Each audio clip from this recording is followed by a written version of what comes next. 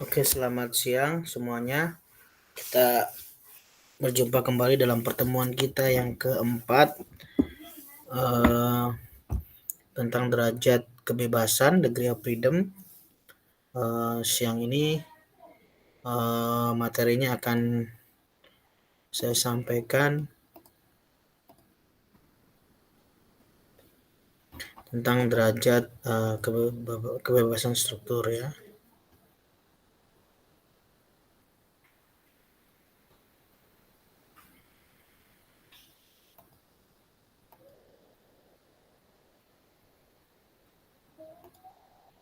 Oke, kita masuk bahasan yang pertama, materi pembahasannya derajat kebebasan struktur. Pertama kita mengetahui beberapa jenis strukturnya, yang kedua degree of freedom untuk berbagai jenis perletakan struktur dan pekodeannya ya. Sebelumnya kita harus mengerti dulu tentang derajat ketidaktentuan atau DOF ini ya.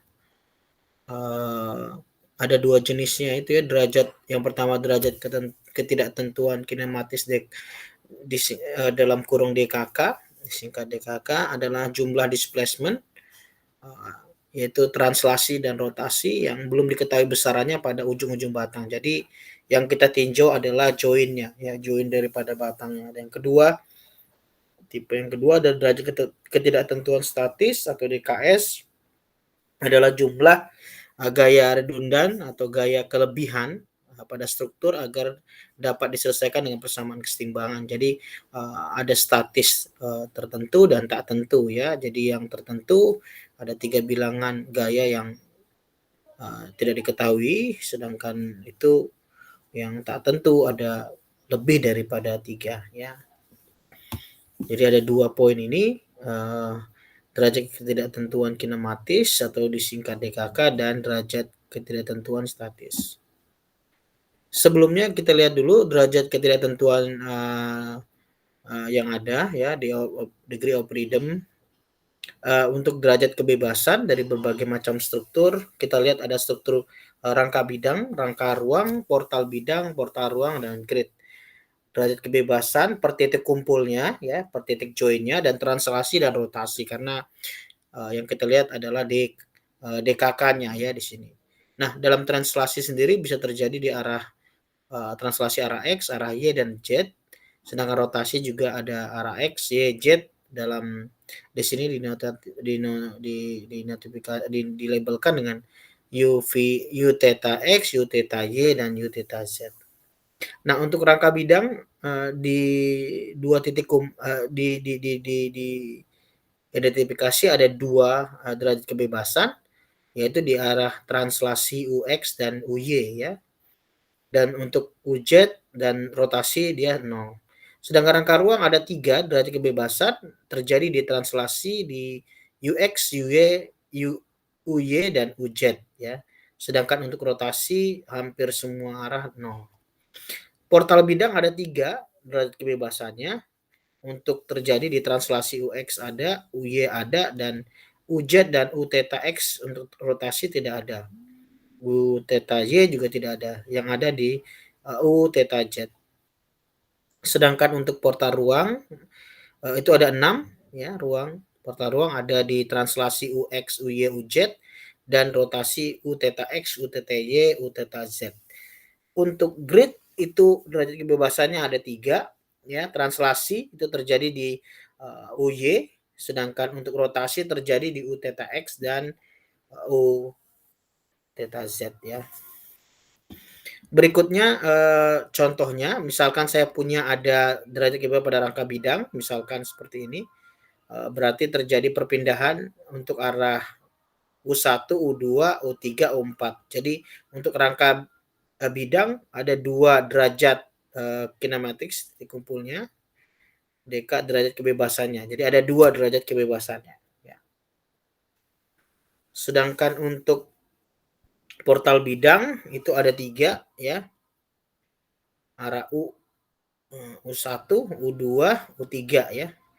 U4, U5, U6. Jadi di sini rangka ruang itu ada 3 derajat kebebasan pada titik simpulnya. pada join-nya itu ada masing-masing join akan mengalami ada 3 derajat kebebasan ya.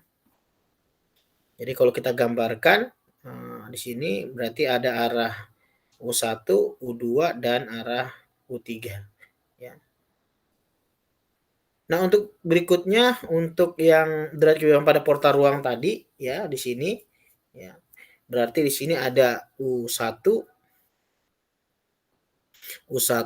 U2, U3 ya. Kemudian ada rotasi arah U4, U5, U6 ya.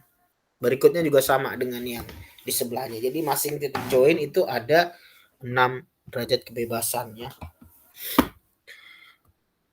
Untuk grid sendiri itu ada 3 derajat kebebasan ya. Jadi ada 1, 2, 3. Jadi untuk perpindahan 1 ada, kemudian untuk rotasinya dia ada 2. Jadi ada 3 per joinnya ya, per titik kumpulnya. Nah, untuk contohnya derajat kinematis kita mencarinya ya. Derajat kebebasannya. Nah, contohnya misalnya saya punya portal di sini ya, gambar portal bidang misalkan seperti ini 1, 2 ya. Ya, saya besarkan saja nih. Ada 1, 2, 3, 4 ya. Di sini tumpuannya jepit ya. Maka di sini jepit berarti di sini ada 6 ya. Derajat kebebasannya berarti arah 1 ya. Ini dikekang. Kemudian di sini jepit nih berarti arah 1, arah 2 perpindahannya arah yang rotasinya ya.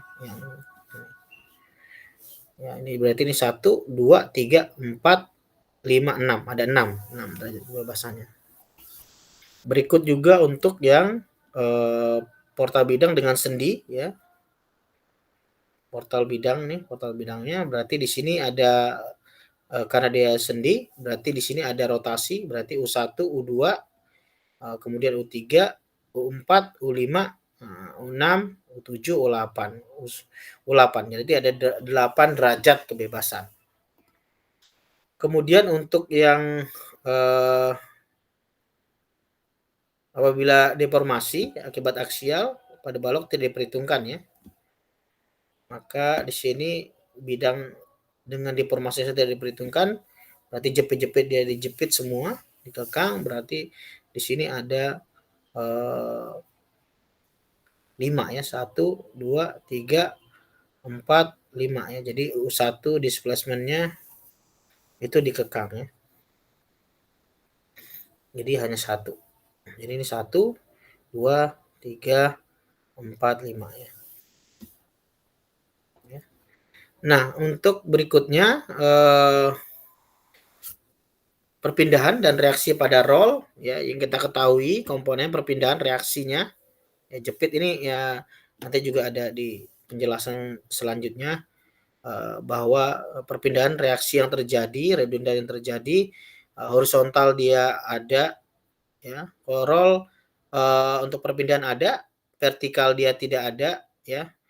Rotasi ada ya kalau untuk roll ya. Sedangkan untuk reaksi dia tidak ada arah reaksi untuk yang horizontalnya, ada arah reaksi vertikal, tidak ada arah gaya yang terjadi di rotasi ya.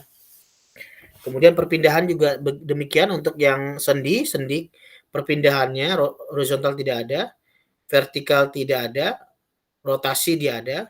Kemudian reaksinya ada untuk horizontal, vertikal ada, rotasi tidak ada. Nah, sedangkan jepit dia ada di perpindahannya itu reaksinya, ini perpindahan dia tidak ada, perpindahan tidak ada karena dia dijepit, reaksinya itu horizontal ada, vertikal ada, dan rotasi ada. Ya, jadi seperti itu. Nah di sini coba untuk saya jabarkan secara vektornya yang tadi ya, berarti rangka batang 2D tadi ada VI, UI, VI ya di join I dan J sama, ada UJ, ada VJ ya. Batang lentur berarti di sini ada defleksi lenturnya misalnya ya. R1 RJ ya, ada VJ sama ada VI ya. Demikian dengan yang rangka batang 3D juga. Sama ya. Ini apa namanya? Secara dijabarkan secara vektornya saja ya. Nah, yang tadi untuk penjelasan yang tadi sebelumnya bahwa perjanjian tanda kita untuk DOE perletakan ya. Itu yang pertama bahwa jepit itu untuk XYZ untuk arah XYZ itu kita kekang ya. Sedangkan untuk sendi itu yang bebas adalah arah Z-nya ya. XY-nya atau horizontal vertikalnya ada dikekang. Sedangkan roll itu arah vertikalnya yang dikekang ya. Ya. Nah, contohnya misalkan seperti ini pemodelan kita, misalkan contoh kasus untuk pengkodian DOF. Misalkan saya punya rangka batang dengan panjang 18 meter, dengan spannya 6 meter 6 meter, dengan join seperti ini ada 6 join ya. Kemudian dengan batang ada 10 batang dengan tinggi 5 meter. Dengan beban yang bekerja di join 2 itu dan 3 sama-sama 12.000 dan join 5 6 800 ya. Jadi kalau kita lihat di sini pengkodiannya kalau kita lihat yang dikekang karena reaksi sendi di sini ada 2 vertikal dan horizontal ya. Dan di sini hanya roll saja, maka gaya yang bekerja di titik 1 itu ada 2 gaya yang dikekang dan di titik 4 hanya 1 yang arah vertikal saja. Selebihnya daripada joinnya itu nilainya antara vertikal dan horizontalnya adalah 0 ya, seperti ini. Nah, kemudian untuk perhitungan penomorannya, kode awalnya seperti ini yang tadi ya. Kita buat penomorannya nomor join 1 2 3 4 5 6 aktif 1 2 ya. Dan kumulatif 1 2 nih. Nah, kita lihat di sini untuk nomor 1 ya berarti join 1 dikekang 1 1 ya. Kemudian dia 09 untuk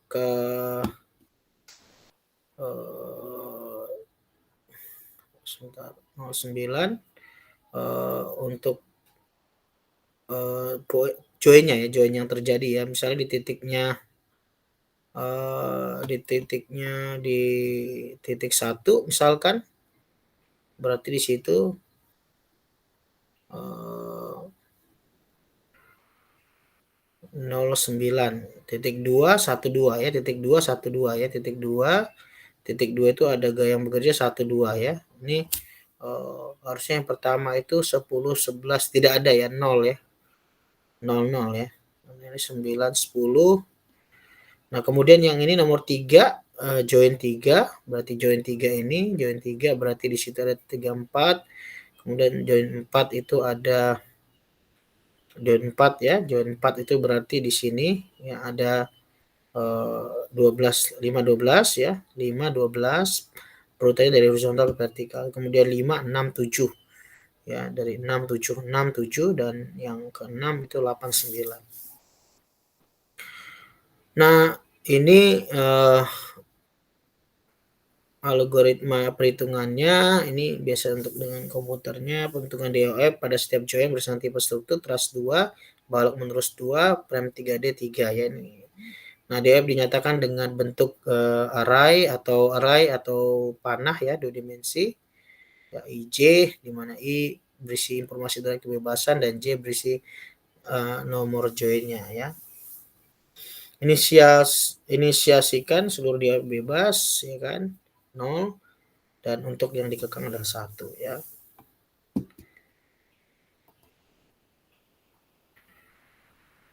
Kemudian itu ini perjanjian tadi ya. Kalau dia restrain 0, unrestrain dia restrain dia 0 untuk tumpuan bebas dan 1 untuk tumpuan yang dikekang. Lakukan urutan penomoran DOF dengan bebas, penomoran DOF dikekang dilakukan setelah penomoran bebas selesai. Nah, contohnya kita bagaimana kita pembacaan vektor beban ya. Setelah kita udah pembuatan penomoran tadi, kita mencoba untuk mengidentifikasi untuk vektor bebannya input datanya misalnya seperti ini ya, yang trust kita dengan beban di posisi 56, 800, horizontal vertikalnya 12.000 ya.